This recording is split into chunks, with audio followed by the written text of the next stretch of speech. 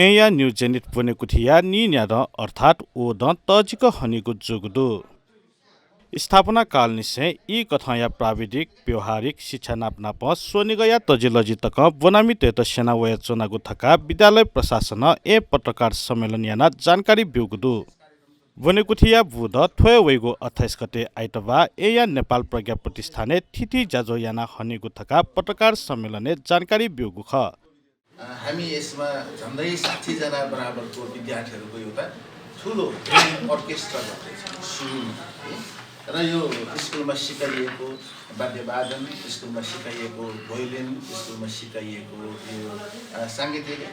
कार्यक्रमहरूलाई समावेश गरेर हामीले ग्रान्ड अर्केस्ट्राद्वारा नै हाम्रो कार्यक्रमको सुरुवात हुन्छ। अनि यसमा विभिन्न किसिमका आकर्षक नृत्यहरू राखिएको छ, जसमा क्लासिकलदेखि कथकसम्मको हैन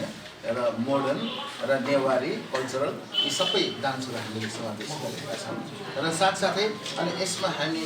ताइक्वान्डो जुन हामीले वर्षभरि कक्षा लिइरहेका हुन्छौँ, ताइक्वान्डोको विषयलाई लिएर पनि म्युजिकको आधारमा हामी ताइक्वान्डो डेमोन्स्ट्रेसन पनि एउटा गर्दैछौँ। र हाम्रो स्कुलमा जस्तै स्काउट छ, स्काउटको एउटा स्तम्भको रूपमा एउटा पिरामिड प्रस्तुत गरेको कार्यक्रम हुन्छ। यस्तै विभिन्न आकर्षक गीतहरू पनि यहाँ प्रस्तुत हुनेछ, बच्चाहरूको सोलो गीतहरू पनि हामी यहाँ प्रस्तुत गर्दैछौँ। साथै यसमा जानकारी दिनुपर्दा मद्वारा लिखित 2047 सालमा एउटा गीत लेखेको थिएँ हैन, त्यो गीतको सङ्गीत पनि अब जानी नजानी भएको थिएँ र त्यो गीत एउटा पनि हाम्रो सतीश महर्जनद्वारा त्यो दिन प्रस्तुत हुँदैछ। अनि त्यो बाहेक अर्को यो कार्यक्रमको प्रमुख कार्यक्रम भनेको एउटा मैले 30औं वर्षसम्म जुन स्कुलहरूमा शिक्षकको भूमिका निभाएको, अब हुन त 2039 सालदेखि म टिचिङ पेसामा चाहिँ संलग्न भएको होइन, तर स्कुलमा टिचरको रूपमा चाहिँ 2047 सालदेखि म संलग्न भएको र त्यसपछि 2054 सालमा हामीले बाकलको जेनित इङ्ग्लिस सेकेन्डरी स्कुल चाहिँ हामी 6 जना साथीहरू, एकजना हाम्रो उसको लाल श्रेष्ठज्यू पनि हुनुहुन्छ, उहाँ भयो, म भएर अरू 4 जना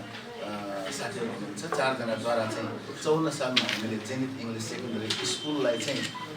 हामीले हस्तान्तरण गरी नियम व्यवस्थापन चाहिँ हस्तान्तरण गरिदियौँ। त्योभन्दा पहिला चाहिँ अहिले व्हाइटफिल्ड पहिला रक्तकाली स्कुल निर्देन्द्रको घर अगाडि ठ्याक्कै होइन रहेको स्कुलमा मैले 7 वर्ष, सरले 14 वर्षसम्म त्यहाँ पढाउनु भयो। यसरी त्यो बेलादेखि गरेको जुन अनुभव छ, अनुभवको एउटा सङ्गालोको रूपमा यो वर्ष एउटा अनुभवको सङ्गालो मेरो शिक्षण पेसामा बिताएको समयको चाहिँ शिक्षणको अनुभवको सङ्गालोको रूपमा एउटा किताब विमोचन हुँदैछ हैन। यो किताबको नाउँ चाहिँ हामीले नेपालीमा चाहिँ सानो सफलतामा धेरै रमाउने मान्छे